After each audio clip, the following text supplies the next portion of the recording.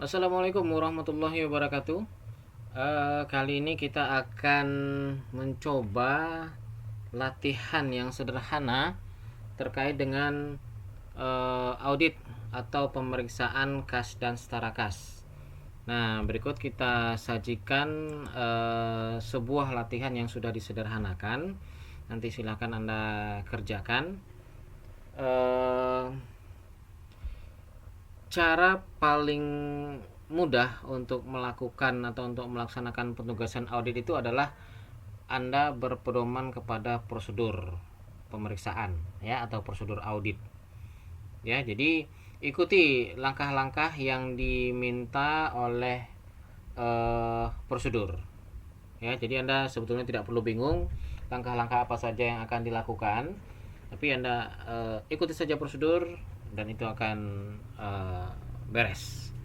Oke, sekarang kita coba yang pertama. Jadi kita mulai dari mana dalam melakukan audit atau pemeriksaan kas dan setara kas.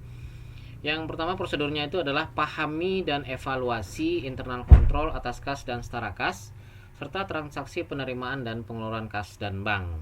Nah, pahami dan evaluasi ini adalah dua hal yang berbeda sebetulnya. Untuk memahami internal control itu artinya Anda sebagai auditor itu mencoba untuk memahami bagaimana klien atau perusahaan melakukan pengendalian atas kas dan setara kas. Apa manfaatnya? Manfaatnya adalah ketika Anda nanti menyimpulkan bahwa pengendalian internalnya itu kuat, maka ini akan berkaitan dengan bukti yang akan Anda kumpulkan. Nah, ketika pengendaliannya kuat, maka bukti yang Anda kumpulkan itu relatif lebih sedikit dibandingkan jika internal control yang Anda pahami itu ternyata internal controlnya relatif lemah. Nah, itu dari memahami internal control. Ada 3 cara yang setelah kita pelajari, yaitu dengan melalui wawancara, kemudian melalui internal control questionnaire, dan melalui flowchart ya. Misalnya kalau kita lihat ya seperti ini melalui flowchart untuk memahami internal control, atau melalui ini questionnaire ya, atau questionnaire ya, nah, atau dengan wawancara. Oke, ini yang sudah kita pelajari sebelumnya. Oke, kembali lagi ke prosedur. Lalu evaluasi. Nah, evaluasi internal control tadi. Setelah Anda pahami, lalu Anda evaluasi, karena bisa saja hasil dari pemahaman internal control tadi itu dalam prakteknya tidak berjalan. Memang secara tertulis internal kontrolnya baik, tapi ketika dalam perjalanan itu setelah diuji ternyata tidak berjalan sesuai dengan apa yang disampaikan. Nah, contoh misalnya ini cara pengujiannya, test of control. Nah, misalnya ini test of control dari pelunasan utang ya, pelunasan utang kepada toko Jaya pembelian. Ini pelajaran kita sebelumnya. Kita periksa apakah misalnya di fakturnya ini ya, apakah ada tanggal transaksinya, apakah ada nomor bukti kas keluarnya, apakah ada otorisasi manajernya, apakah ada nomor ceknya, apakah ada tanda tangan kasir, dan seterusnya. Nah, ini merupakan test of control. Jadi untuk memeriksa, untuk menguji, untuk mengevaluasi apakah pengendalian yang sudah ditetapkan berjalan dengan baik. Oke, nah dalam latihan ini saudara dianggap sudah melakukan sehingga tidak ada tugas ya terkait dengan hal ini. Kita skip saja. Oke, apalagi? Nah, mari kita masuk ke substantifnya. Buat top schedule atau let schedule kas dan setara kas per tanggal neraca misalnya 31 Desember 2006. Nah, jadi yang kita periksa sekarang adalah laporan keuangan tahun 2006 misalnya. Dalam kasus ini, let schedule dianggap sudah dibuat. Nah, jadi kan Anda diminta untuk membuat top schedule ya, atau let schedule. Nah, dalam kasus ini, let schedule dianggap sudah dibuat. Dan tugas mahasiswa adalah mengisikan saldo kas dan setara kas per 31 Desember 2006. Angka diperoleh dari laporan keuangan. Ya, neraca atau laporan posisi keuangan dari sini nih. Nah, ini adalah cuplikan data laporan keuangan. Jadi per 31 Desember 2006 itu Bank Mandiri IDR ya, Indonesian Rupiah itu 135.460, BCA-nya sekian, dan USD-nya atau rekening dalam dolar Amerika itu 108, dan BCA dalam kurs asing ya, dalam USD itu 135, dan petty cash itu 5 juta. Ya, ini untuk saldo per 31 Desember 2006 yang belum diaudit, yang sedang diaudit sekarang. Lalu ini adalah saldo audited tahun sebelumnya, tahun 2005 ya, ini angkanya. Nah, Anda dapat angkanya dari sini ya. Ini cuplikannya. Isikan juga saldo kas dan setara kas tahun sebelumnya, ini 2005 yang sudah diaudit. Oke, mari kita lihat mana ininya, mana let schedule-nya. Inilah let schedule-nya. Ya, inilah let schedule-nya. ATS Associates ini adalah kantor akuntan publiknya. Kemudian kliennya adalah PT Indonesia Sukses Makmur. Kemudian account yang diperiksa adalah cash and equivalent. Kemudian Desember 31 2006, dan indeksnya adalah A1. Ini dibuat oleh ini inisial Anda sebagai pembuat ya.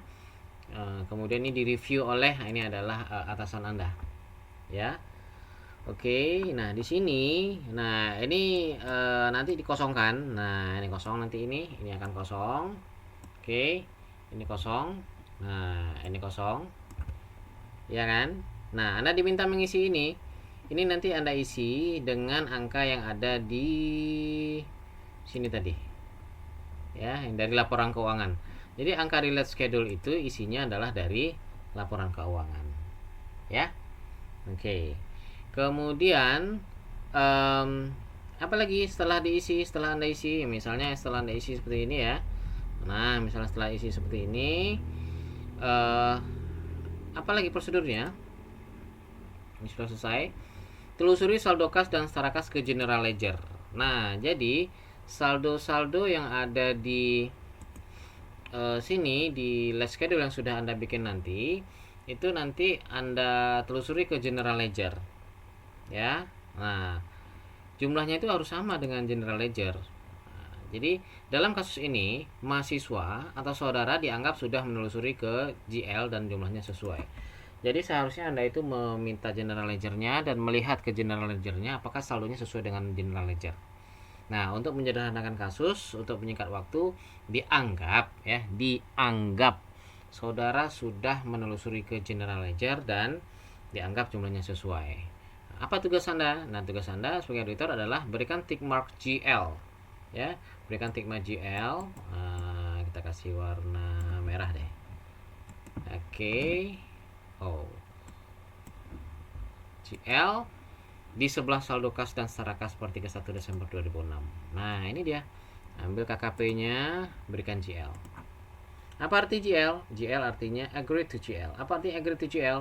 Artinya sesuai dengan GL. Apa artinya sesuai dengan GL? Artinya adalah bahwa angka ini sudah saudara telusuri ke GL dan angkanya sesuai. Ya. Kalau angka ini gimana? Kalau Anda cek juga ke GL lah dan dianggap sudah GL, maka jika dia sesuai maka berikan GL. Jika sesuai berikan GL dan seterusnya. Ya. Oke, hanya itu saja tugasnya. Berikutnya apa lagi? Berikutnya telusuri kas dan setara kas tadi ke saldo tahun lalu. Dalam kasus ini, mahasiswa dianggap sudah menelusuri ke saldo tahun lalu dan hasilnya sesuai, ya. Saudara seharusnya memang menelusuri ke hasil audit tahun lalu. Lihat angkanya. Ya, apakah sesuai apa tidak. Nah, di sini dianggap Anda sudah menelusuri ke tahun lalu, ini dia 2005, ini oke. Nah, tugasnya tadi adalah berikan tick mark PY atau prior year. Ya, artinya apa? Agree to prior year. Artinya ketika Anda sudah memberikan tick mark PY atau PY di sini, Anda pengen menunjukkan ke pembaca KKP Anda bahwa Anda sudah menelusuri angka ini ke kertas kerja tahun sebelumnya dan angkanya sesuai dengan prior year, sesuai dengan tahun lalu. Ini juga sesuai, ini juga sesuai misalnya, ya. Nah, ini dianggap memang sesuai pada saat ini, latihan ini dianggap sesuai. Oke, lanjut. Nah, berikutnya apa lagi? ini PY, kita kasih warna merah juga. Oke. Nah, periksa kebenaran perhitungan matematis. Nah, tugas mahasiswa adalah berikan tick mark yang diperlukan di bawah saldo yang sudah dijumlahkan. Anda ketika mendapatkan catatan, ketika mendapatkan perhitungan, maka sebagai auditor Anda harus melakukan perhitungan matematis ya. Ini nanti Anda hitung, Anda pastikan jumlahnya memang segitu, kita tekan F2, oke, rumusnya masuk, maka tugas Anda adalah memberikan tick mark. Tick marknya adalah footing. Jadi nanti setiap footing ini seperti ini ya. Ini menunjukkan bahwa Anda sudah melakukan perhitungan matematis dan jumlahnya sesuai.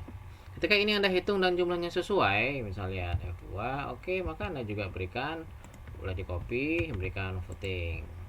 Ya. Ini juga berikan footing. Setiap penjumlahan yang ada, Anda pastikan jumlahnya itu sesuai. Ya. Nah, ketika Anda pastikan bahwa perhitungan matematisnya sudah dilakukan. Nah, sehingga tidak akan terjadi 1+1 sama dengan 3. Ya. Oke. Apalagi kemudian lagi ini sudah berikan tick mark. Nah, ini boleh deh. Boleh kita kasih contohnya ini misalnya ini bentuk tick marknya, footing ya. Lalu lakukan cash count per tanggal neraca, bisa juga sebelum dan sesudah. Nah, kasus ini Anda diminta menghitung uang tunai dan bukti pengeluaran kas kecil pada sheet petty cash. Lalu buatlah atau isi berita acara pemeriksaan ini. Pemeriksaan kas pada sheet berita acara pemeriksaan kas. Buat usulan jurnal penyesuaian jika diperlukan. Oke. Ini kita lihat.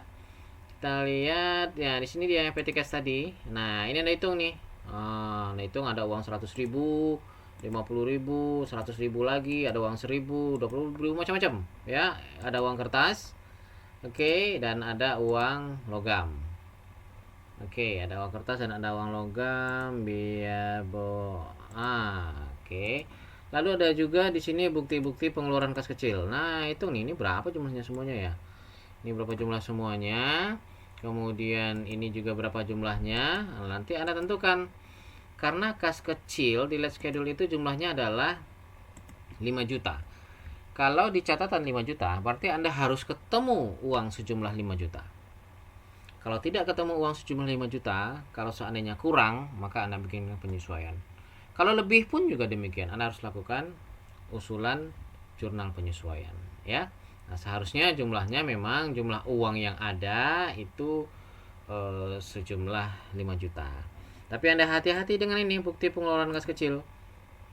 Pertanyaannya adalah apakah bukti-bukti pengeluaran kas kecil ini juga masih dianggap sebagai kas kecil? Apakah sudah dianggap sebagai beban? Silahkan Anda pikirkan. Ya. Pertanyaannya sekali lagi, apakah bukti-bukti kas kecil ini masih diakui sebagai kas kecil? Nah, Anda kembali lagi ke pengertian kas. Oke. Kemudian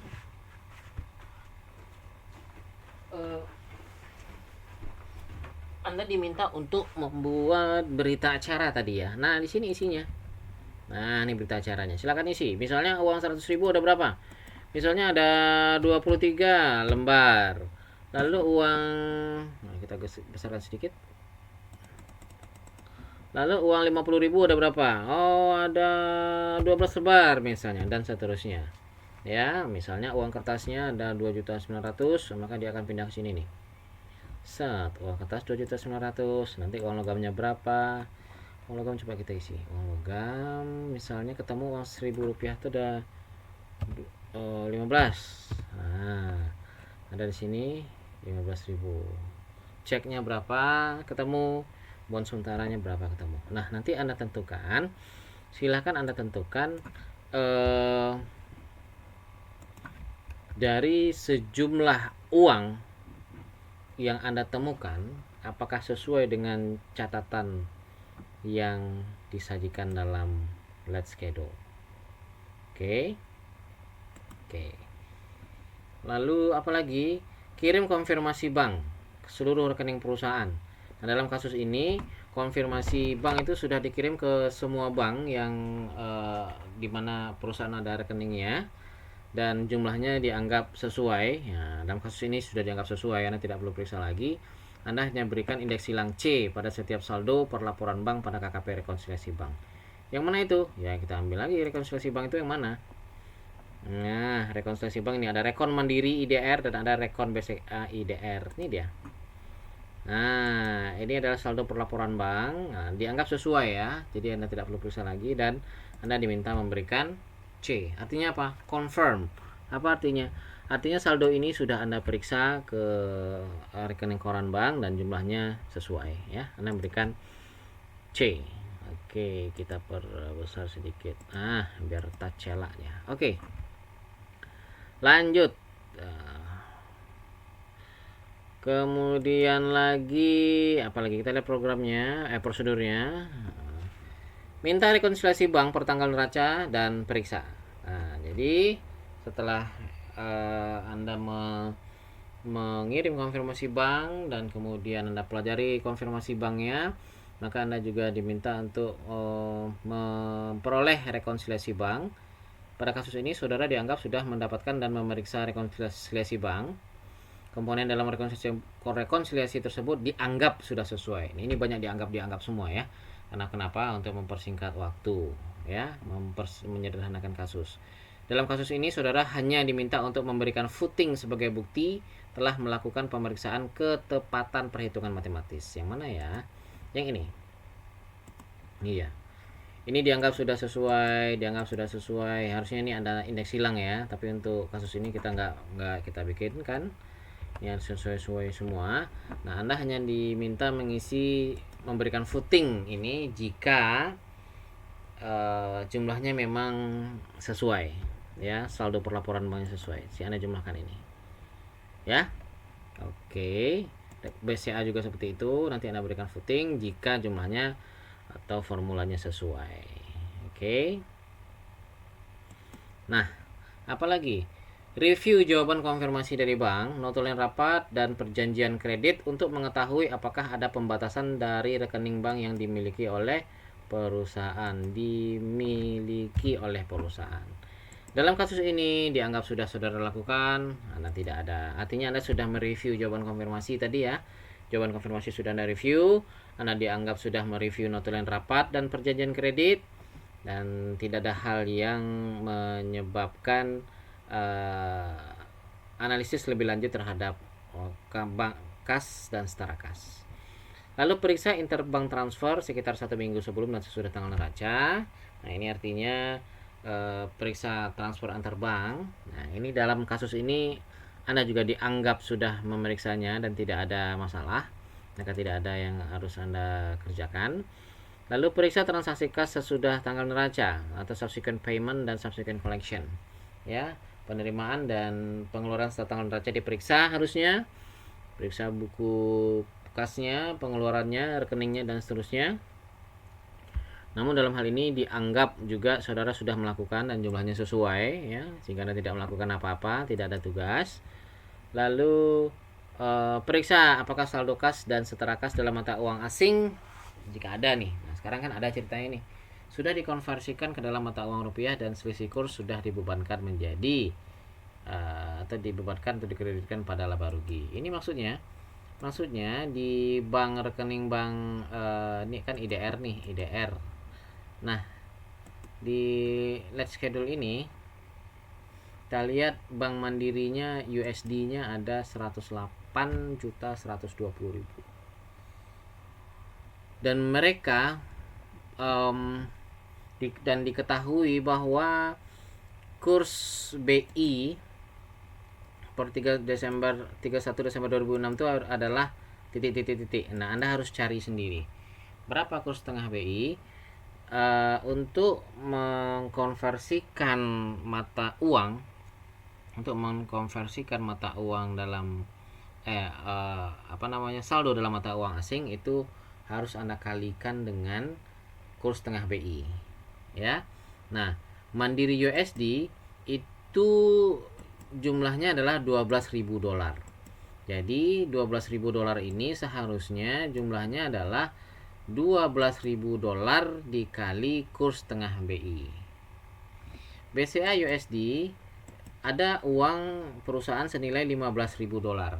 15.000 dolar ini berapa rupiah? Harusnya 15.000 kali kurs tengah BI. Ya. Nah, sementara si klien itu mencatat dengan kurs 9.010 ya. Nah, misalnya berarti kalau Mandiri USD berarti dia mencatat, kalau kita hitung misalnya 12 catat misalnya 12.000 dikali dengan 9.010. Nah, oke, mari kita lihat hasilnya 108.120. Ternyata perusahaan mencatatnya pengalinya itu adalah kursnya 9.010. Bank BCA USD juga dikalikan dengan 9.010. Yang harus kita pastikan, yang harus kita periksa adalah apakah benar si klien ini 12.000 dolar itu dikonversikan ke rupiah dengan mengalikannya 1 dolarnya adalah 9.010. Ya. Oke. Bagaimana cara mencarinya? Berapa seharusnya dikalikan dengan angka berapa? Dikalikan dengan kurs tengah BI. Bagaimana cara mencari kurs tengah BI? Cara mencari kurs tengah BI itu adalah kurs jual ditambah dengan kurs beli lalu bagi 2. Itu yang dimaksud dengan kurs tengah BI. Ya. Nah, ketika ternyata tidak ini angkanya setelah Anda kalikan dengan kurs tengah BI dan angkanya tidak ini, mungkin angkanya bisa menjadi lebih besar atau mungkin angkanya bisa jadi lebih kecil, maka Anda harus usulkan jurnal penyesuaian. Bisa jadi laba kurs, bisa jadi rugi kurs. Ya, nah ini silakan Anda hitung. Oke, lalu ketika dia misalnya laba misalnya terjadi harusnya di sini 110 misalnya atau berapa gitu ya. Nah, maka ada tentu masuk uang ke kas bank. Nah, lalu di sini tentu dapat laba ya. Laba kita bikin aja laba rugi selisih kurs. Selisih kurs. Anggaplah misalnya, ini misalnya ya. Ini debitnya biar sedikit apps. Nah, ini debit ya, ini kredit. Nah, anggap misalnya selisihnya 500.000. 500.000 kemudian 500.000 kredit. Maka yang Anda masukkan yang ke dalam kolom adjustment ini adalah hanya yang 500.000 saja, yang kas dan bank saja. Misalnya ini kas bank Mandiri misalnya. Udah kita tambahkannya sini 500.000. Yang kreditnya di mana kita isi? Yang kreditnya nggak di sini karena di sini tidak ada akun laba rugi. Di sini adanya kas bank Mandiri USD dan BCA USD. Nah, misalnya ini kas bank Mandiri. Itulah misalnya, ya, untuk mengisikan ini.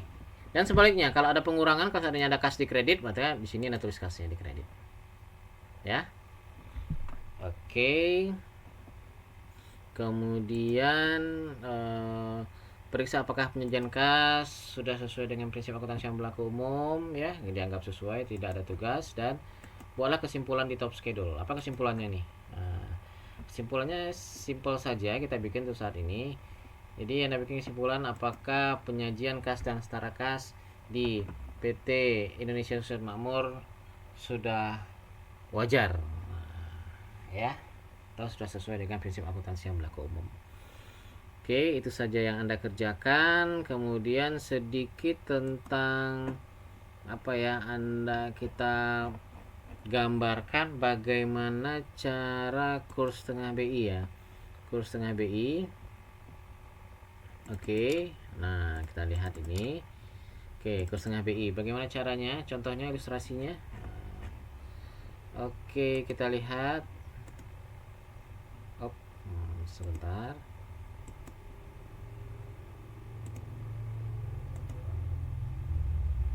Oke.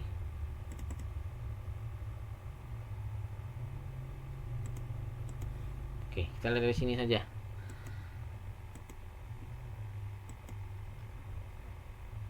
Oke, ini dia. Nah, contoh selisih kurs misalnya. Nah, misalkan saldo kas perusahaan per 31 Desember 2006 itu adalah 10 US dollar.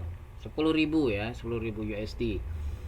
Di buku besar dicatat dalam rupiah sebesar 100 juta. Artinya apa? Artinya dalam rekening USD itu ada uang 10.000. Nah, ini dikonversikan ke rupiah berapa ya? Nah, jika dikonversikan oleh si klien itu adalah menjadi 10.000 USD itu sama dengan 100 juta. Nah, pertanyaannya adalah apakah saldo ini sudah wajar?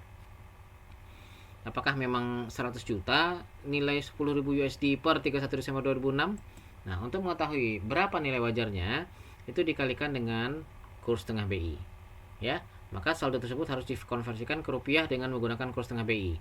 Jika diketahui kurs tengah BI itu adalah 10.080, maka saldo yang seharusnya itu adalah dicatat 10.000 USD kali kurs tengah BI adalah 10.080.